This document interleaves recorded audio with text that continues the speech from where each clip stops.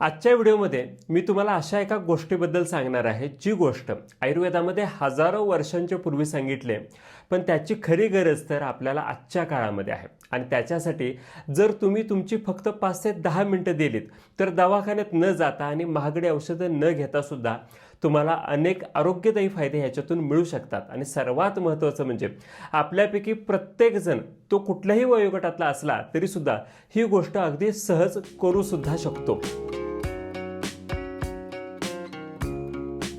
तर ही गोष्ट आहे पादाभ्यंग. ह्या संस्कृत शब्दामध्ये 2 शब्द आहेत.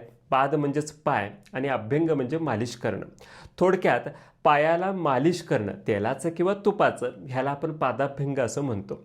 आयुर्वेदामध्ये चरक संहितेत आणि त्याचबरोबर आचार्य वाग्भटांनी सुद्धा अभ्यंगम आचरत नित्यम म्हणजेच अभ्यंग रोज करायला सांगितलेलं आहे. आणि ते सुद्धा त्यांनी पूर्ण शरीराला करायला सांगितलं.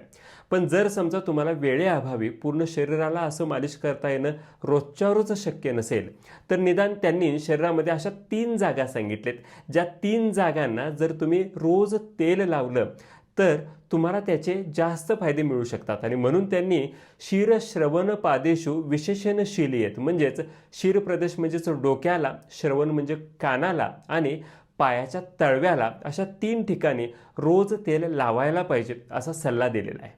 आयुर्वेदामध्ये वात, पित्त आणि कफ ह्या 3 दोषांना महत्त्व दिलं आहे. आणि त्याच्यामध्ये सुद्धा विशेष महत्त्व वात दोषाला दिलं, कारण वात दोषाचे आजार सुद्धा सगळ्यात जास्त दिसून येतात. आपले पाय हे तर वात दोषाचं स्थानच आहे. आणि त्यामुळं जर पायाच्या ठिकाणचा वात वाढला तर काही लक्षणं आपल्याला दिसतात. ती लक्षणं आयुर्वेदामध्ये खरत्वम शब्दता रोक्षम श्रमासुप्तीचे पादयो ह्या श्लोकामध्ये सांगितलेली आहेत. ही लक्षणं म्हणजे नेमकं काय होतं तेही बघूयात. खरत्व म्हणजे पायाच्या तळव्यांना कोरडेपणा येतो.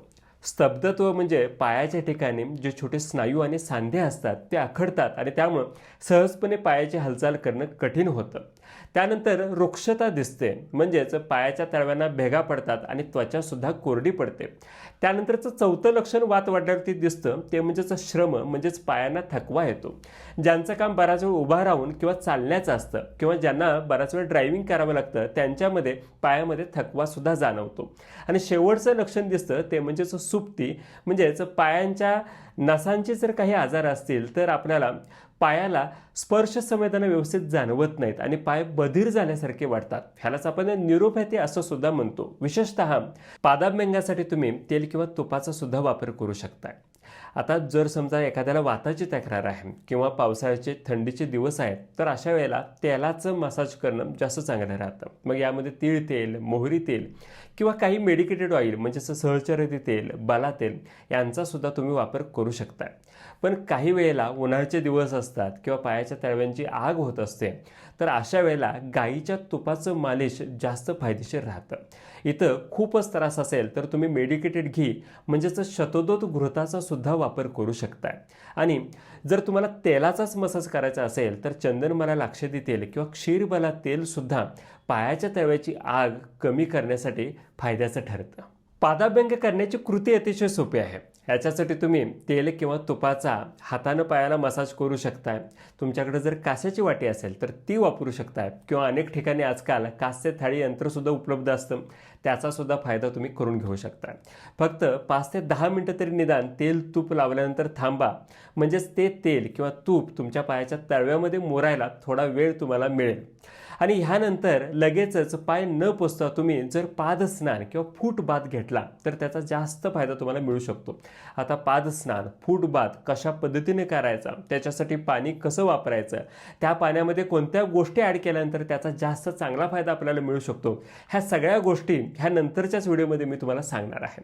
आता आपण पादाभ्यंगाबद्दल बोलतोय, तर पादाभ्यंग तुम्ही करत असताना एकतर सकाळी आंघोळीच्या अगोदर किंवा रात्री झोपताना करायला हरकत नाही. जर तुम्हाला दिवसभर खूप दगदग होत असेल, सकाळी वेळ मिळत नसेल, तर रात्री झोपतानाची वेळ ह्याच्यासाठी अतिशय उत्तम आहे. पादाभ्यंग केल्यामुळं फक्त पायाचाच वात कमी होतो असं नव्हे, तर आपल्या वातामुळे वाढलेली चंचलता, वेदना ह्या सगळ्या गोष्टींच्यामध्ये आपल्याला त्याचा फायदा होऊ शकतो. सर्वात महत्त्वाचं म्हणजे जर तुम्हाला सायटिकाची तक्रार असेल, कमरेपासून पायाकडे जाणाऱ्या वेदना असतील, तर पायाला तेल लावल्यानंतर ही सायटिकाची तक्रारसुद्धा कमी होऊ शकते. प्रत्येकाला वाटतं की आपले पाय सुंदर दिसायला पाहिजेत, त्वचा मुलायम व्हायला पाहिजे, त्याच्यासाठी सुद्धा ह्या पादाभ्यंगाचा फायदा होऊ शकतो. दृष्टीप्रसाद म्हणून सुद्धा ह्याचा चांगला फायदा सांगितला आहे. म्हणजे जर पायाला आपण नित्य अभ्यंग केलं तर आपली दृष्टी चांगली होते, नजर स्वच्छ होते. त्याचबरोबर ज्यांना निद्रानाशाची तक्रार असते, अंथरुणावरती पडल्यानंतर झोप लागत नाही, पाय दुखायला लागतात, अशा लोकांनी जर नित्य पादाभ्यंग केला तर त्यांना चांगली झोप लागण्यासाठी सुद्धा ह्याचा निश्चितच फायदा होईल. आणि सगळ्यात महत्त्वाचा फायदा म्हणजे आपल्या मनावरचा ताण जास्त वाढला असेल, कॉन्सन्ट्रेशन होत नसेल, मनातली जर चंचलता वाढली असेल, तर ह्यामध्ये सुद्धा पादाभ्यंग खूप चांगलं रिलॅक्सेशन थेरपी म्हणून आपल्याला फायदा देतं. तर पादाभ्यंग आपल्यापैकी कोणीही करू शकतं, पण ज्यांना आमवाताची तक्रार आहे त्यांनी मात्र पादाभ्यंग टाळणंच कधीही चांगलं. आता आमवात कसा ओळखायचा, त्याची लक्षणं कोणती दिसतात, त्याच्यासाठी हा व्हिडिओ आपण बनवलेला आहे. त्याची लिंक मी डिस्क्रिप्शनमध्ये देतोय, तो व्हिडिओ तुम्ही नक्की बघून घ्या. तर आज आपण पादाभ्यंग कशा पद्धतीने करायचा, कोणती तेलं वापरायचीत आणि त्याचे फायदे काय होतात, ह्या सगळ्या गोष्टी बघितलेल्या आहेत. तुम्हाला जर हा व्हिडिओ आवडला असेल तर लाईक करा आणि अशीच माहिती मिळवण्यासाठी चॅनलला सुद्धा सबस्क्राईब करा. आणि सगळ्यात महत्त्वाचं म्हणजे आयुर्वेद स्वीकारा, आजार बरं करण्यासाठी आणि आपल्या निरोगी आयुष्यासाठी सुद्धा. धन्यवाद.